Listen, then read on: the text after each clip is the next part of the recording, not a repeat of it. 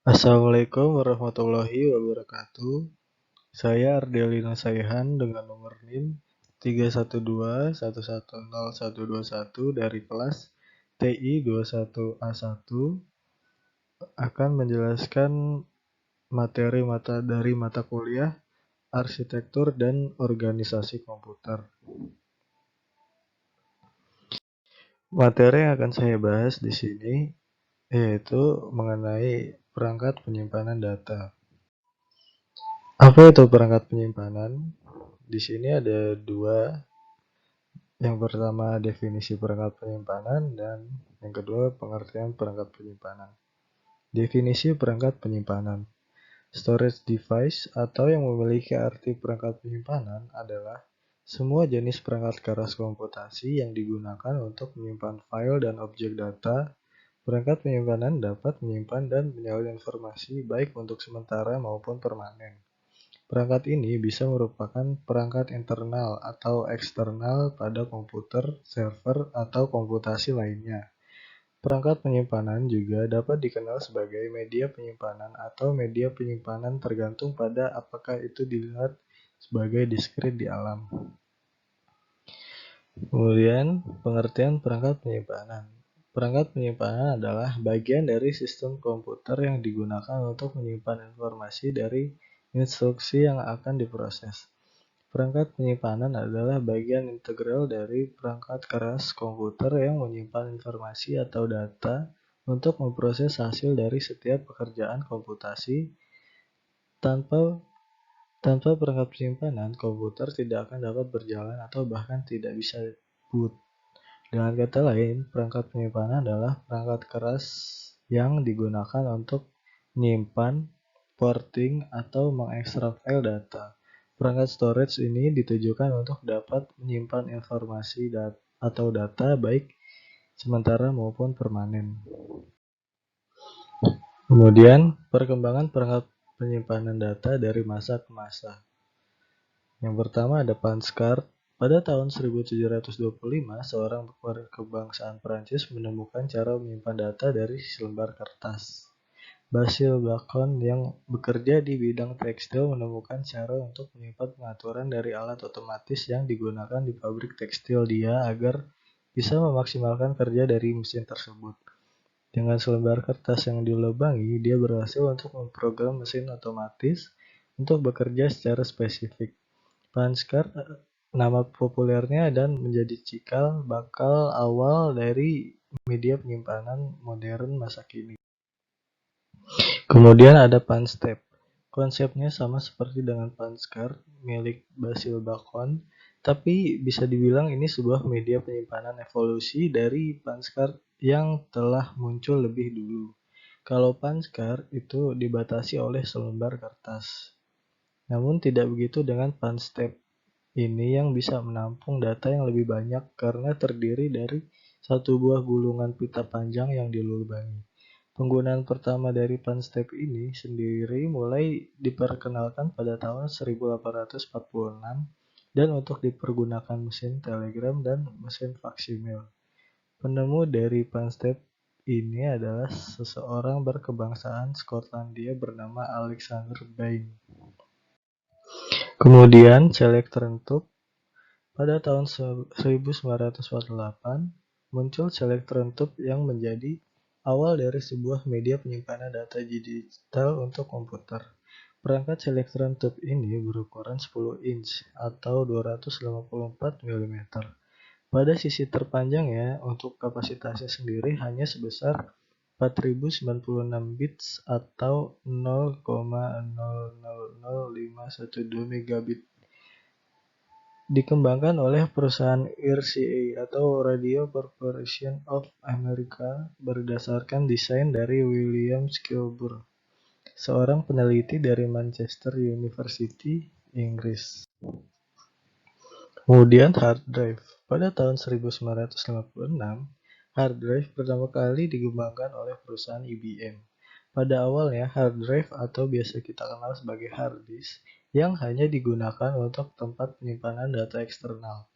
Namun, seiring waktu posisi hard drive menjadi tempat penyimpanan utama pada sistem perangkat komputer. Pertama kali diluncurkan, hard drive hanya memiliki kapasitas 3,75 MB dengan berukuran sebesar 1,9 meter persegi. Dari segi harga juga sangat mahal. Satu buah hard disk drive pada saat itu dihargai sekitar $9.200 Amerika per megabyte. Berarti kalau 3 megabyte, maka tinggal dikalikan 3 saja menjadi $27.600 Amerika Serikat untuk 3 megabyte kapasitas penyimpanan. Sangat mahal. Kemudian, floppy disk. Kebutuhan akan penyimpanan data yang portable dan bisa dibawa kemana-mana semakin tinggi. Dan pada tahun 1969 muncul sebuah alat penyimpanan portable yang diberi nama floppy disk. Bentuknya itu kecil dengan format ukuran 5,14 inch.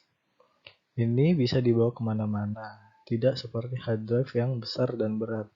Namun, floppy disk generasi pertama hanya bisa menulis data. Baru pada beberapa generasi setelahnya muncul floppy disk dengan ukuran yang lebih kecil lagi, kurang lebih 3,5 inch. Kita bisa menghapus dan menulis data. Kemudian hard disk. Barulah pada tahun 1980 hard disk yang biasa kita kenal meluncur. Karena hard drive yang terlalu besar dan makan banyak tempat, muncul hard disk yang lebih kecil, lebih portable dengan harga yang jauh lebih murah dan memiliki kapasitas yang lebih besar. Kemudian MMC atau Multimedia Card. Pertama kali diperkenalkan oleh Siemens dan SanDisk pada tahun 1997, digunakan untuk media penyimpanan digital smartphone atau kamera. Besaran kapasitasnya itu mulai dari 16 MB sampai 1 GB. Pada saat awal diperkenalkan hingga sekarang, MMC masih banyak digunakan di perangkat smartphone atau kamera digital modern. Kemudian flash drive. Pada tahun 1999, Amir Bandov-Moran dan Oron Ogden menemukan dan mengembangkan media penyimpanan baru yang biasa disebut USB. Flash drive yang sampai sekarang masih berkembang terus baik dari segi kecepatan baca tulis maupun kapasitas penyimpanan. Flash drive disebut juga dengan flash disk, pen drive, data stick, memory unit, thumb drive, keychain drive, atau jump drive. Kemudian ada SSD, Solid State Drive, memiliki konfigurasi seperti flash drive, namun SSD sendiri menggunakan teknologi yang bernama non-volatile memory. Ini adalah chip memori yang tidak akan kehilangan datanya ketika tidak dialiri listrik. Sementara volatile memory kebalikannya. Kemudian Cloud Data Storage. Cloud Data Storage merupakan media penyimpanan yang paling mutakhir, di mana kita bisa menyimpan data tidak menggunakan perangkat keras. Penyimpanan datanya sudah mutakhir dan terkoneksi oleh jaringan internet dari seluruh dunia. Jadi kita bisa mengaksesnya kapan saja dan di mana saja dengan internet. Contohnya yang paling sering kita gunakan yaitu Google Drive.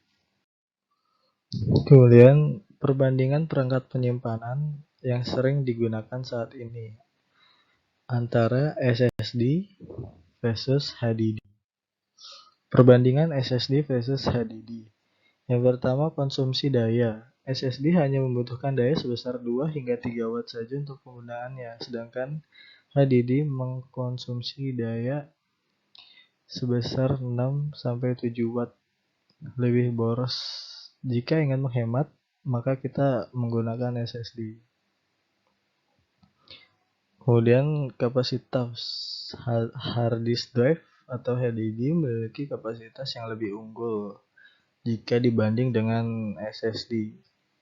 HDD memiliki kapasitas 500 hingga 2 TB, 500 GB hingga 2 TB pada laptop dan 10 TB pada desktop. Sementara SSD hanya memiliki kapasitas kurang dari 1 TB pada laptop dan 4 TB pada desktop. Yang ketiga, kebisingan. HDD karena menggunakan komponen yang bergerak untuk membaca dan menulis data di atas sebuah piringan magnetik, maka akan menimbulkan suara berisik saat digunakan.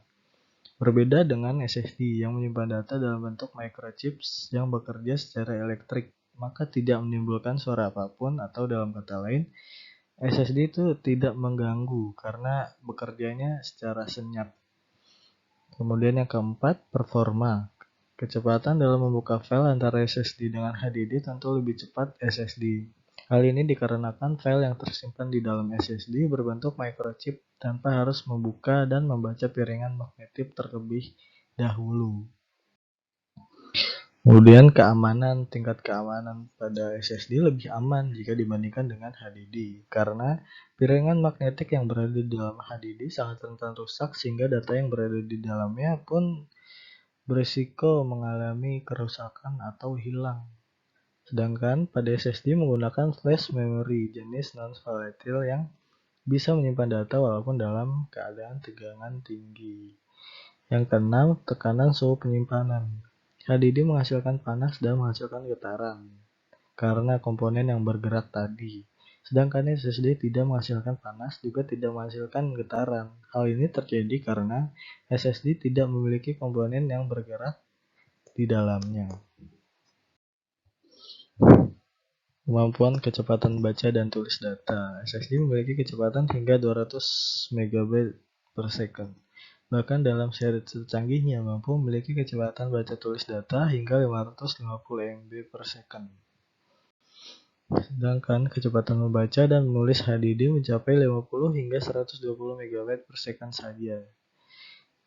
Kemudian yang 8, waktu booting. Saat membuka sistem operasi SSD memiliki kemampuan booting lebih cepat. SSD hanya membutuhkan 10 hingga 13 detik, sedangkan HDD 30 hingga 40 detik untuk booting. Kemudian mengenal cloud storage sebagai perangkat penyimpanan non-fisik. Inovasi terbaru telah dikembangkan oleh beberapa perusahaan teknologi dengan menciptakan layanan penyimpanan file digital secara online, yang mana file-file tersebut akan tersimpan dan dapat dikelola melalui jaringan internet. Penyimpanan cloud atau cloud storage adalah sebuah teknologi penyimpanan data digital yang memanfaatkan adanya server virtual sebagai media penyimpanannya. Jadi teknologi ini tidak seperti media penyimpanan perangkat keras pada umumnya. Pengguna hanya membutuhkan sedikit akses internet untuk mengelola data-data yang tersimpan di dalamnya. Di sini ada keunggulan cloud storage. Yang pertama, penggunaan datanya dapat disesuaikan dengan kebutuhan kita. Yang kedua, itu lebih fleksibel karena kita bisa mengunduh, mengelola, melakukan perubahan data kapan saja, di mana saja asal terkoneksi.